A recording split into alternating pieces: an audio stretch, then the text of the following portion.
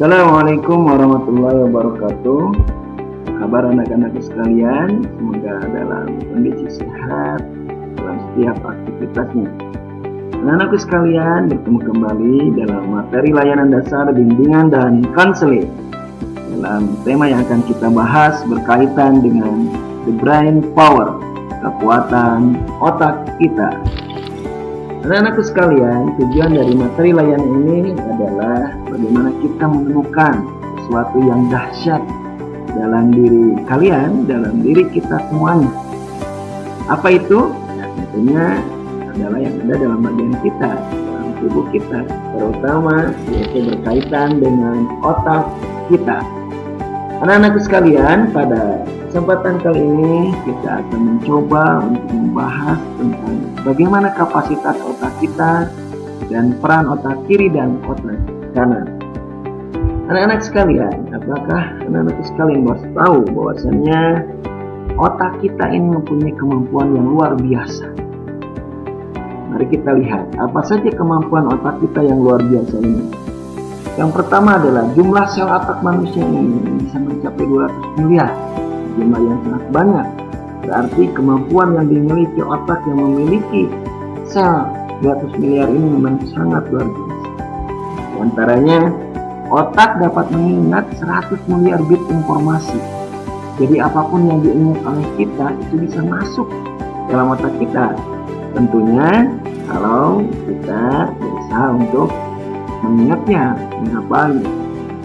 Kemudian kecepatan berpikir dari otak kita ini bisa mencapai 300 mil per jam.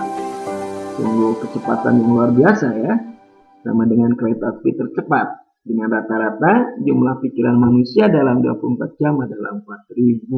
Tentunya ini suatu jumlah yang luar biasa yang bisa kita optimalkan dalam diri kita semuanya. Ini berdasarkan hasil penelitian Profesor Isaac Asimov dalam bukunya The Brain. Karena itu anak-anak sekalian, sebagai gambaran bagaimana otak kita bekerja, mari kita lihat tayangan berikut.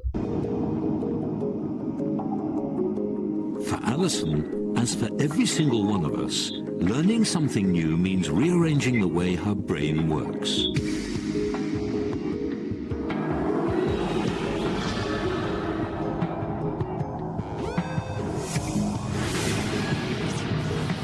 Our brain has an astonishing 100 billion neurons, or brain cells, all connected together. Learning is about creating and strengthening pathways through these neurons for impulses of electricity. But between each and every connection in our brains, there's a tiny gap called a synapse. For any of us to learn something new, the electrical signal has to jump across this gap to continue its journey.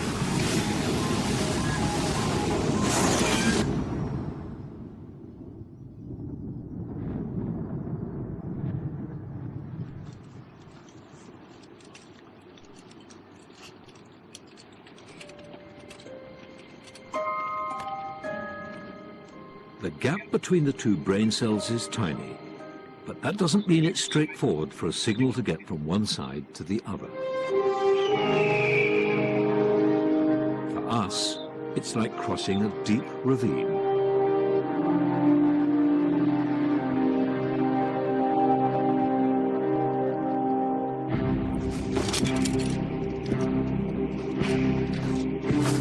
And getting from one side to the other should tell us something about the way we learn. The first time a signal crosses from one brain cell to the other demands the most effort, and it's the same when we cross our ravine. The first trip across is the hardest.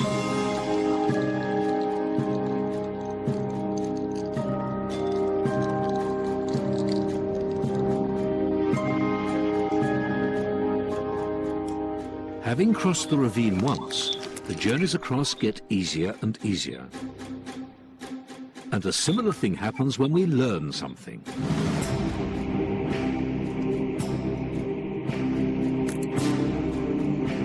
To start with, learning is difficult.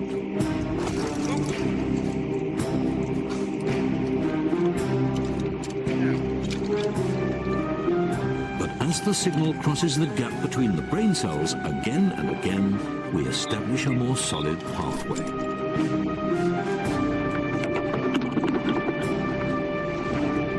Sorry about that.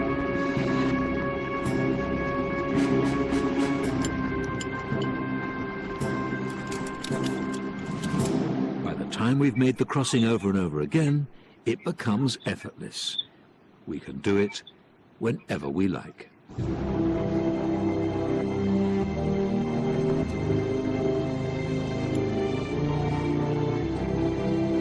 We finally learned something. Baiklah anak-anak sekalian, itulah gambaran tentang bagaimana otak kita bekerja atau mempelajari sesuatu ya. Ketika neuron itu terus melakukan satu koneksi dan ada sinaps ya, celah yang mana celah itu harus disambungkan ya. Nah, itu gambarannya anak-anak sekalian berkaitan dengan bagaimana cara otak kita mempelajari sesuatu. Untuk selanjutnya anak-anak sekalian ya, kita akan mempelajari tentang ada dua hal dalam otak kita, yaitu otak kanan dan otak kiri ya, yaitu otak kanan dan otak kiri. Nah, tentunya anak-anak sekalian ya, bagaimana potensi yang dimiliki oleh otak kanan dan otak kiri ini yang perlu kita pahami dan kita kembangkan seoptimal mungkin supaya kemampuan otak kita ini bisa kita optimalkan sebaik mungkin untuk proses belajar kita, pengembangan diri kita semuanya. Anak-anak sekalian, ada model berpikir otak kiri yang perlu kita perhatikan. Apa itu modelnya? Jadi anak-anakku sekalian, ini ada otak kiri. Otak kiri adalah otak yang memfungsikan berkaitan dengan angka-angka. Jadi hal yang sifatnya eksak, kemudian bahasa seperti menulis dan membaca, berpikir logis, berpikir analitis, kemudian berpikir secara kritis dan logis ya. Kemudian pemikiran berdasarkan fakta dan data. Boleh dikatakan otak kiri ini otak yang berpikir secara sistematis atau menurut sebagian disebut sebagai pusat dari intellectual quotient ya, kecerdasan intelektual seseorang atau intelligence quotient.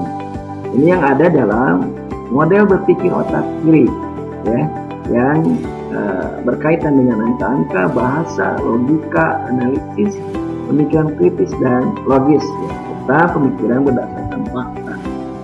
Kemudian anak-anak sekalian, ini ada juga model berpikir otak kanan. Model berpikir otak kanan ini anak sekalian, ini berkaitan dengan sesuatu yang beda dengan otak kiri. Dalam otak kanan ini di situ ada seninya, ada musik, ada warna, dan berkaitan dengan kreativitas itu adalah fungsi dari otak kanan ternyata. Dan kemudian anak-anak sekalian, imajinasi yang muncul di seorang itu juga berasal dari otak kanan.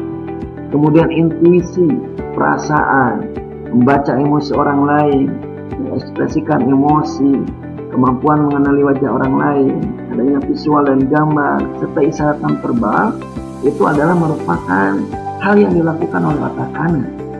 Jadi disebut juga otak kanan ini berkaitan dengan emotional quotient, kemampuan emosi seseorang. Sehingga dalam otak kita ini ada dua bagian itu. Ada yang berpikir secara logis, sistematis, kemudian linear, ya, angka-angka, bahasa, bacaan dan tulisan, dan juga yang berkaitan dengan sisi emosi, yaitu di otak kanan kita. Di situ ada imajinasi, di situ ada kreativitas, di situ ada intuisi, di situ kita bisa mengekspresikan emosi-emosi kita. Oleh karena itu anak-anakku sekalian, tentunya dua model berpikir ini harus muncul dalam diri kita semuanya. Kita harus optimalkan supaya otak kiri dan otak kanan ini bisa berjalan secara seimbang dan kita latih.